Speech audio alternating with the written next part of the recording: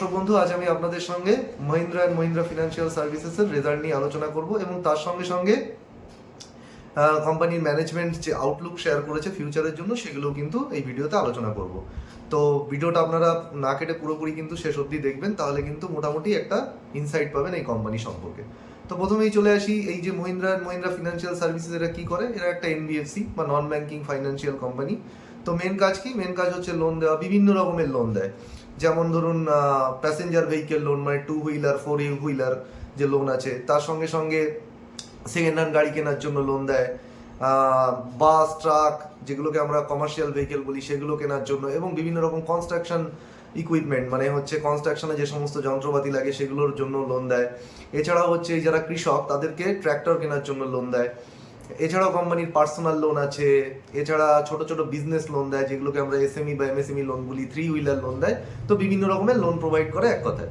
এর সঙ্গে সঙ্গে কোম্পানি লোন ছাড়াও কিন্তু ইন্স্যুরেন্স এবং মিউচুয়াল ফান্ডের ডিস্ট্রিবিউশন করে, মানে ইন্স্যুরেন্স এবং মিউচুয়াল ফান্ড কিন্তু সেল করে, মানে অন্যান্য কোম্পানির মিউচুয়াল ফান্ড এবং ইন্স্যুরেন্স সেল করে, এবং সেখান থেকে তারা কিন্তু একটা ফিজ ইনকাম বা কমিশন কিন্তু আর্ন করে। এছাড়াও কোম্পানির কিন্তু নিজস্ব যে অ্যাসেট ম্যানেজমেন্ট কোম্পানি বা নিজস্ব যে মিউচুয়াল ফান্ড বিজনেস সেটাও কিন্তু তারা স্টার্ট করেছে তাদের সাবসিডিয়ারি কোম্পানির আন্ডারে। এছাড়াও তাদের ইন্স্যুরেন্স ব্রোকিং ব্যবসাও আছে। তো এগুলো থেকে কোম্পানি কিন্তু ফিজ ইনকাম আর্ন করে।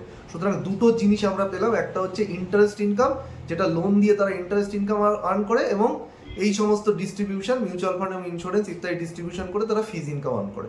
এবার যে কোনো ফাইন্যান্স কোম্পানির ক্ষেত্রে সবথেকে গুরুত্বপূর্ণ কি? ফাইন্যান্স কোম্পানির মূল ব্যবসা কি? ফাইন্যান্স কোম্পানির মূল ব্যবসা হচ্ছে লোন দেওয়া। তাহলে দেখতে হবে সে যে লোন দেয় সেখানে কত গ্রোথ এসছে, অর্থাৎ লোন বুকের গ্রোথ কত এসছে। তো কোম্পানির লোন বুকের গ্রোথ এসছে 12%। এবার কোম্পানি লোন থেকে কি আর্ন করে? ইন্টারেস্ট আর্ন করে। তো সুতরাং আমাদের দেখতে হবে যে কোম্পানি যে ইন্টারেস্ট আর্ন করেছে সেই ইন্টারেস্ট আর্নিং বা নেট ইন্টারেস্ট ইনকামের কিন্তু কতটা গ্রোথ এসছে। তো নেট ইন্টারেস্ট ইনকামের গ্রোথ যদি আমরা দেখি 24%, তাহলে আমরা দেখতে পাচ্ছি লোন বুক গ্রোথ করেছে 12%, সেখানে নেট ইন্টারেস্ট ইনকামের গ্রোথ হচ্ছে 24%, মানে ঠিক তার ডাবল। এখন প্রশ্ন হচ্ছে যে এই এত মানে হাই গ্রোথ কি করে ইন্টারেস্ট ইনকামে এলো?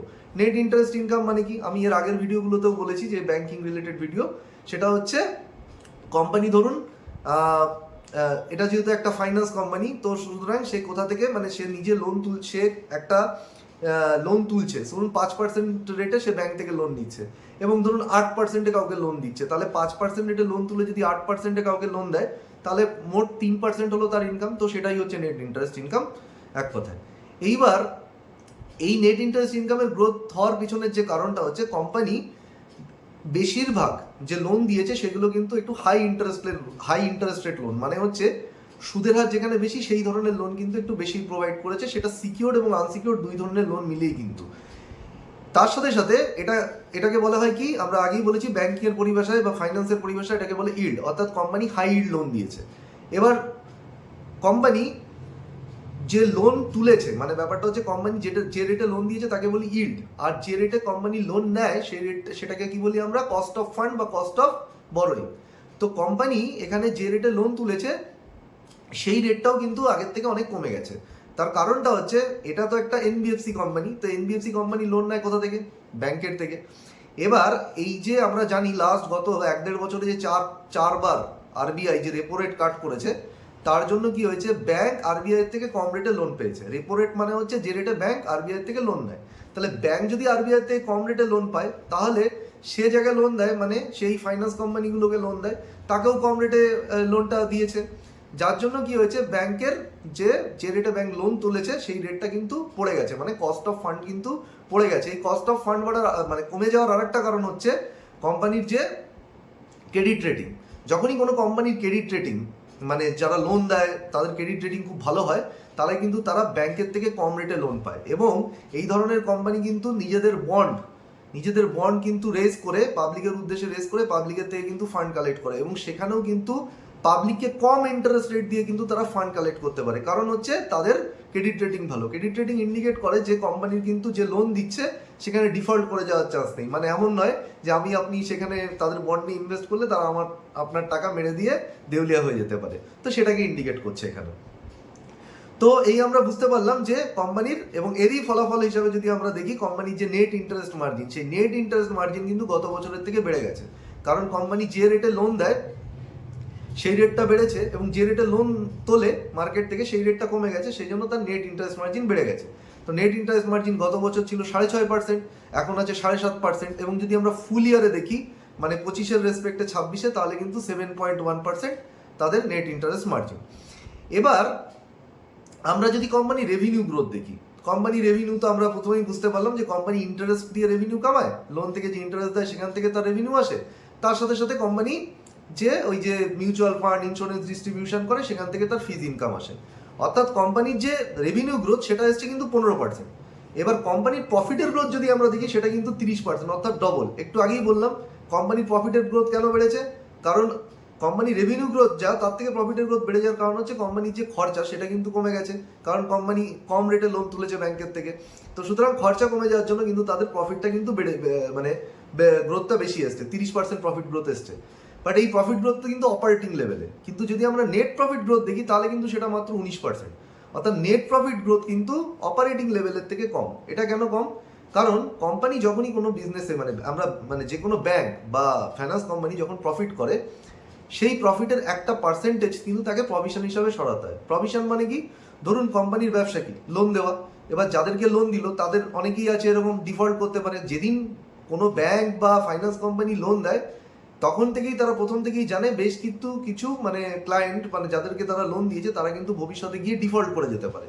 সেই জন্য কোম্পানি প্রথম থেকে একটা টাকা ক্ষতিপূরণ হিসাবে অগ্রিম বা আগাম কি করে সরিয়ে রাখে। তো সেটাকে বলা হচ্ছে প্রভিশন, বা এর আরেকটা টার্ম আছে যেটা ফাইন্যান্স মানে পার্লেন্সে আমরা সেটাকে বলি হচ্ছে ক্রেডিট কস্ট। তো আমরা যদি দেখি এই কোম্পানি নিজের ক্রেডিট কস্টটা কিন্তু বেড়ে গেছে। গত বছরে যে ক্রেডিট কস্ট ছিল বা প্রভিশন ছিল সেখান থেকে কিন্তু কোম্পানির প্রভিশন এই কোয়ার্টারে যদি দেখি 23% বেড়ে গেছে, এবং ফুল ইয়ারে প্রায় কিন্তু 50-51% বেড়ে গেছে। তো এখন কথা হচ্ছে যে এই যে কোম্পানির প্রভিশন কোম্পানি বাড়িয়ে দিল, তার জন্য কি হলো, কোম্পানির যে নেট প্রফিট বা বটম লাইন সেটা কিন্তু কম এলো। এবার কথা হচ্ছে কোম্পানি কখন প্রভিশন বাড়িয়ে দেয়? যখন কোম্পানি দেখে যে সে যে লোন দিয়েছে সেখান থেকে লোকের ডিফল্ট আসছে, লোক লোন শোধ করতে পারছে না, অর্থাৎ এনপিএ হচ্ছে বা এনপিএ বাড়ছে, তাহলে কিন্তু প্রভিশন কোম্পানি করা বাড়িয়ে দেয়। অথবা কোম্পানির মনে হচ্ছে এই মুহূর্তে লোন মানে লোকে শোধ করছে ঠিক আছে সব কিছু, লোক ডিফল্ট করছে না, কিন্তু আগে গিয়ে মানে কিছুদিন পরে অবস্থা খারাপ হয়ে যেতে পারে এবং লোকে ডিফল্ট করতে পারে, তার জন্য কিন্তু কোম্পানি প্রভিশন করাটা বাড়িয়ে দেয়। তাহলে এক্ষেত্রে যদি আমরা কোম্পানির অ্যাসেট কোয়ালিটি দেখি, কোম্পানির যে অ্যাসেট কোয়ালিটি সেটা আমরা কি দিয়ে মেজার করি? এনপিএ দিয়ে। তো কোম্পানির এনপিএ বা গ্রস এনপিএ যদি দেখি সেটা কিন্তু 3.4%, এবং এটা গত বছরে ছিল 3.7%, অর্থাৎ কোম্পানির এনপিএ যেটা সেটা কিন্তু কোম্পানির ইমপ্রুভমেন্ট হয়েছে, অর্থাৎ কোম্পানিতে কোনো অ্যাসেট কোয়ালিটির সমস্যা নেই, এমন কোনো ক্লায়েন্ট নেই যে যারা মানে বেশি বেশি করে লোন ডিফল্ট করছে, এরকম কিন্তু হচ্ছে না। কিন্তু তা সত্ত্বেও কোম্পানি, তাহলে প্রশ্ন আসছে যে এই ক্রেডিট কস্টটা বাড়ালো কেন, অর্থাৎ প্রভিশন করা বাড়িয়ে দিল কেন? তার কারণটা হচ্ছে এটা ইন্ডিকেট করছে যে আগামী দিনে কিন্তু তাদের এই অ্যাসেট কোয়ালিটির সমস্যা আসতে পারে, মানে কিছু লোক কিন্তু আগামী দিনে ডিফল্ট করতে পারে। কিন্তু কথা হচ্ছে ম্যানেজমেন্টের এরকম কেন মনে হচ্ছে? তো যে কোনো ক্ষেত্রে আপনারা যখনই কোনো ব্যাংকিং বা ফাইন্যান্স কোম্পানি ট্র্যাক করবেন, দুটো মানে একটা মানে জিনিস সবসময় খেয়াল রাখবেন, সেটা হচ্ছে এই ক্রেডিট কস্ট বাড়ছে কি কমছে। তো ক্রেডিট কস্ট কোম্পানি বাড়িয়ে দিচ্ছে মানে ক্রেডিট কস্ট বা প্রভিশন সরাচ্ছে মানে বেশি করে, মানে আগামী দিনে অ্যাসেট কোয়ালিটির সমস্যা আসতে পারে। এবং তার আর একটা প্রমাণ হচ্ছে যদি আগামী দিনে অ্যাসেট কোয়ালিটি খারাপ হওয়ার সমস্যা থাকে তাহলে কিন্তু কোম্পানির ডিসবার্সমেন্ট গ্রোথ কিন্তু কমে যাবে। ডিসবার্সমেন্ট গ্রোথ মানে খুব সহজ ভাষায় বলছি আমি, ধরুন আপনি জানেন যে আপনি যে লোন দিচ্ছেন আগামী দিনে সেখানে সমস্যা আসতে পারে, লোকে ডিফল্ট করে যেতে পারে, তাহলে আপনি কি নতুন লোন বেশি করে দেবেন? নিশ্চয়ই দেবেন না। তাহলে সে কি করবে? নতুন লোন যে সেটা দেওয়ার পরিমাণ কিন্তু কমিয়ে দেবে, সেটাকে আমরা বলি ডিসবার্সমেন্ট। তাহলে এই কোম্পানির যদি আমি ডিসবার্সমেন্ট দেখি, সেটা কিন্তু গত এক বছরে কিন্তু ডিসবার্সমেন্টে কোম্পানির 63% কিন্তু গ্রোথ এসছে। কিন্তু আমরা যদি দেখি লাস্ট কোয়ার্টার থেকে এই কোয়ার্টার ডিসবার্সমেন্ট গ্রোথ কিন্তু নেগেটিভ। তার মানে যেটা ইন্ডিকেট করছে কোম্পানি নতুন লোন কিন্তু প্রোভাইড করছে না। এবং এই যে ডিসবার্সমেন্টের কথাটা যেটা বললাম, কোম্পানি যেসব লোন দেয় যে সেগমেন্টে সব থেকে বেশি লোন দেয় কিন্তু ট্রাক্টর, মানে কৃষকদেরকে ট্রাক্টর কেনার জন্য লোন দেয়, এবং এই ট্রাক্টর লোন দেয়া কিন্তু প্রায় তারা বন্ধ করে দিয়েছে। এবং এখানেই কিন্তু আমরা দেখেছি এক বছরে সব থেকে বেশি কিন্তু ডিসবার্সমেন্টের গ্রোথ এসছে, কিন্তু এখন কিন্তু ডিসবার্সমেন্ট করা নতুন লোন দেওয়া বন্ধ করে দিয়েছে। কারণ ম্যানেজমেন্টের মনে হচ্ছে যে এই যে প্রচুর জিওপলিটিক্যাল টেনশন চলছে সারা বিশ্বে আমরা দেখেছি, যুদ্ধ হচ্ছে, তো সিচুয়েশনটা কিছুটা টালমাটাল আছে। তার জন্য এরকম হতে পারে যে আগামী দিনে মানে প্রত্যেকে অর্থনীতির সমস্ত কিছুই তো একে অপরের সঙ্গে লিঙ্ক, হতে পারে যে কোনো মানে ব্যবসা খারাপ চললো। আর একটা যেটা মানে এক্ষেত্রে যেটা ট্রাক্টরের যেটা লোন দেওয়াটা কমিয়ে দিয়েছে, তার কারণটা হচ্ছে এই যে ধরুন যদি কোনো কারণে বৃষ্টিপাত কম হয়, আর এই যত বৃষ্টিপাত ভালো হবে আমরা জানি কৃষকের তত ফসল বেশি উৎপাদন হবে, যত বেশি কৃষক ভালো ফসল উৎপাদন করবে তার ইনকাম তত বেশি হবে। কিন্তু যদি কোনো কারণে বৃষ্টিপাত কম হয়, কৃষকের ফসল উৎপন্ন মানে কৃষক যদি কম ফসল উৎপন্ন করে, তার যদি লাভ কমে যায়, তাহলে কি হবে, সে তো লোন তো নিয়ে নেবে কিন্তু লোন কিন্তু শোধ করতে পারবে না। এই জন্য কোম্পানি কি করেছে, এই যে কৃষকদের যে ট্রাক্টরের জন্য লোন দেয় সেটা কিন্তু নতুন লোন দেওয়া কিন্তু সেখানে বন্ধ করে দিয়েছে। তাহলে আমরা বুঝতে পারছি যে এই হচ্ছে যে সিচুয়েশন। এবার আমরা যদি ম্যানেজমেন্টের আউটলুক দেখি, ম্যানেজমেন্টের আউটলুক কিন্তু একদম এই আমরা যে এতক্ষণ রিসার্চ থিসিসটা আপনাদের সামনে তুলে ধরলাম, সেই থিসিসটাই কিন্তু সত্য প্রমাণিত করছে। অর্থাৎ ম্যানেজমেন্ট এখানে না কিছুটা মানে কি বলবো, একটু কশাস, মানে তারা কিন্তু সতর্ক হয়ে কিন্তু তাদের গাইডেন্সগুলো দিয়েছে। এবং আমরা যদি বলি তাদের ক্রেডিট কস্টের গাইডেন্স দিয়েছে 1.3 থেকে 1.7%। এই মুহূর্তে তাদের ক্রেডিট কস্ট কত, 1.7% ফুল ইয়ারে, এবং এই কোয়ার্টারে ছিল 1.5%। তার মানে আমরা যদি দেখি যা ক্রেডিট কস্ট ছিল তারা কিন্তু সেই ক্রেডিট কস্টেরই কিন্তু গাইডেন্স দিচ্ছে সেই লেভেলের। আর একটা রেঞ্জ দিয়েছে 1.3 থেকে 1.7, মানে যদি আমরা ফুল ইয়ার এই বছর দেখি কোম্পানির ক্রেডিট কস্ট এই 1.3 থেকে 1.7 এই রেঞ্জেই ছিল। মানে কোম্পানি সেম রেঞ্জে ক্রেডিট কস্ট রাখার কিন্তু গাইডেন্স দিচ্ছে। এমন নয় যে সে সেখান থেকে কিন্তু খুব পজিটিভ গাইডেন্স দিচ্ছে বা এখান থেকে আরও ইমপ্রুভমেন্ট হওয়ার বিশাল গাইডেন্স দিচ্ছে, তা কিন্তু নয়। এইবার যদি আমরা দেখি কোম্পানির নেট ইন্টারেস্ট মার্জিন, এই বছর নেট ইন্টারেস্ট মার্জিন আছে যদি ফুল ইয়ারে দেখি 7.1%, ম্যানেজমেন্ট বলছে 7.1% বা এর আশেপাশেই থাকবে। যদি কিনা ফিজ ইনকাম তাদের একটু বেশি হয় তাহলে কিন্তু এটা আরেকটু বাড়তে পারে, কিন্তু আমরা ধরে নিচ্ছি একই জায়গায় থাকবে। তার কারণ হচ্ছে এটা তো আমরা পরিষ্কার বুঝে গেলাম যে আগে গিয়ে যদি অ্যাসেট কোয়ালিটির প্রবলেম হয় তাহলে কোম্পানির মার্জিন অবভিয়াসলি সেখানে কমে যাওয়ার চান্স থাকে। তো সুতরাং এই পরিস্থিতিতে গিয়ে তারা মার্জিন বাড়াতে পারে না এবং ম্যানেজমেন্ট বাড়ায়ও নি, সেই জন্যই মোটামুটি একই মার্জিন কিন্তু তারা রেখে দিচ্ছেন। ঠিক একইভাবে যদি দেখি তারা লোন বুক গ্রোথের কি গাইডেন্স দিয়েছে, এই মুহূর্তে তাদের লোন বুক গ্রোথ করেছে আমরা জানি 12%, তারা বলছে 13 থেকে 14%। অর্থাৎ সিস্টেমের ক্রেডিট গ্রোথই কত, 13 থেকে 14%, মানে সেই রেঞ্জেরই তারা দেবে। মানে সেখানেও যে লোন বুকের মানে যে গ্রোথের যে গাইডেন্স দিচ্ছে সেটাও যে খুব বাড়িয়ে দিচ্ছে তা কিন্তু নয়।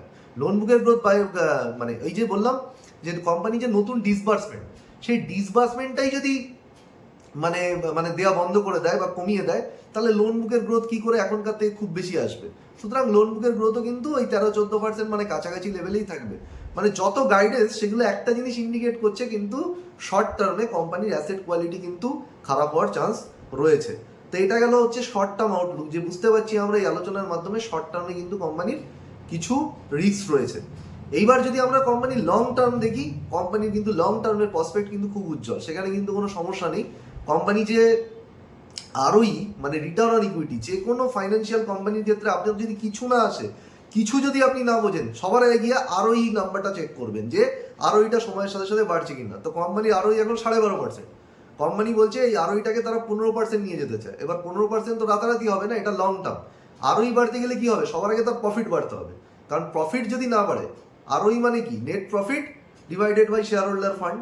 তো এখন কথা হচ্ছে নেট প্রফিট কিন্তু বাড়াতে হবে। তো প্রফিট যত বাড়বে তত কিন্তু এই আরওই বাড়বে। এবং আরওইর কিন্তু দুটো কম্পোনেন্ট আছে। কি কম্পোনেন্ট?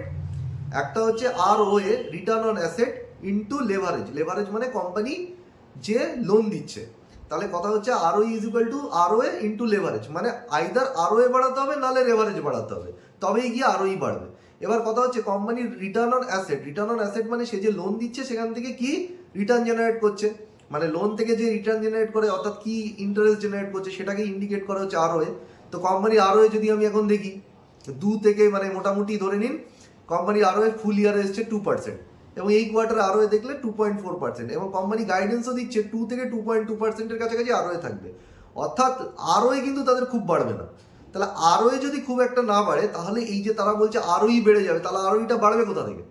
তার কারণ হচ্ছে তারা তাদের লেভারেজ রেশিও বাড়াবে, মানে বেশি করে করে লোন দেবে। কোনো ফাইন্যান্সিয়াল কোম্পানি যত বেশি, ফাইন্যান্সিয়ালের ব্যবসাটা কি ভাই? ফাইন্যান্সিয়ালের ব্যবসাটা হচ্ছে লোন দেওয়া। সুতরাং সে যত বেশি অ্যাগ্রেসিভলি লোন দেবে, অ্যাগ্রেসিভলি মানে এমন দেবে না যেখানে তার অ্যাসেট কোয়ালিটি প্রবলেম চলে আসবে, মানে সে তার রিস্ককে মাথায় রেখে যতটা বেশি সে লোন দেবে তত কিন্তু তার আরওই বাড়বে। তো এখানে হচ্ছে মোদ্দা কথা, এটা বুঝতে হবে। মানে সহজ ভাষায় বলতে গেলে তার ডেট টু ইকুইটি যত বাড়বে তত কিন্তু তার আরওই বাড়বে। সুতরাং ব্যাংকিং বা কোনো ফাইন্যান্স কোম্পানির ক্ষেত্রে ডেট টু ইকুইটি রেশিও দিয়ে মানে ডেট টু ইকুইটি যেটা রেশিও সেটা দিয়ে কিন্তু কখনো অ্যানালিসিস করবেন না। ডেট টু ইকুইটি রেশিও অন্যান্য যখন কোনো শেয়ার অ্যানালিসিস করছেন অন্য কোনো সেক্টরে তখন কিন্তু গুরুত্বপূর্ণ, যত কম হয় তত ভালো। কিন্তু ব্যাংকিং এর ক্ষেত্রে এমন নয় যে ডেট টু ইকুইটি একটা রং ম্যাট্রিক, কারণ ব্যাংকের ব্যবসাই হচ্ছে লোন দেওয়া।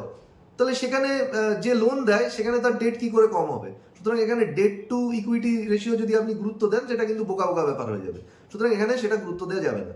সুতরাং আমরা দেখতে পাচ্ছি কোম্পানির কিন্তু শর্ট টার্ম আউটলুক ঠিক একটা মানে অতটা মানে প্রমিসিং নয়, কিন্তু লং টার্ম যে আউটলুক আছে সেটা মোটামুটি কোম্পানির ঠিক আছে। তো আশা করি এই ভিডিওর মাধ্যমে আপনারা কিন্তু অনেক কিছু জানতে পারলেন এবং শিখতে পারলেন এবং ভিডিওটি আপনাদের ভালো লেগেছে। তো যদি ভালো লেগে থাকে তাহলে লাইক, শেয়ার এবং সাবস্ক্রাইব করুন এবং নিজের বন্ধুদের সাথে শেয়ার করুন। এবং আপনার যদি কোনো কিছু জানার থাকে বা এই ভিডিও সম্পর্কে কোনো সাজেশন দেওয়া থাকে তাহলে কমেন্ট বক্সে লিখুন। এবং আপনার যদি মনে হয় যে এই যে কঠিন কঠিন টার্মগুলো আমরা ইউজ করছি, তাও একটা ভিডিওর মধ্যে আমি যতটা পারছি আপনাদের কিন্তু ভেঙে ভেঙে একদম লেম্যান ল্যাঙ্গুয়েজে সহজ ভাষায় কিন্তু বুঝিয়ে দিচ্ছি। যদি মনে হয় যে না তারপরেও আপনারা বুঝতে পারছেন না, কোনো রকমের কোনো সমস্যা ফিল করছেন, মনে হচ্ছে যে এই যে দাদা আপনি যে এত বড় বড় টার্ম বলছেন, AUM, ক্রেডিট কস্ট, প্রভিশন, এই যে নানা রকম টার্মগুলো আমি ইউজ করছি ব্যাংকিং এর ক্ষেত্রে, এগুলো আপনার কঠিন মনে হচ্ছে, সেরকম যদি মনে হয়ে থাকে তাহলে আপনি বলুন যে ব্যাংকিং টার্মিনোলজিগুলোকে নিয়ে একটা সহজ ভাষায় ভিডিও করতে। তাহলে আমি সম্পূর্ণ এই টার্মগুলোকে ভেঙে ভেঙে একদম মানে একদম বাচ্চাকে মা যেভাবে পড়ায় ঠিক সেইভাবে মানে আমি কিন্তু আপনাদের সামনে ভেঙে ভেঙে একটি ভিডিওতে পুরো ব্যাখ্যা করব। তো আজ এই পর্যন্ত এখানে রাখছি। তো আবার দেখা হবে খুব শীঘ্রই। ভালো থাকবেন এবং ভিডিওটি দেখবেন।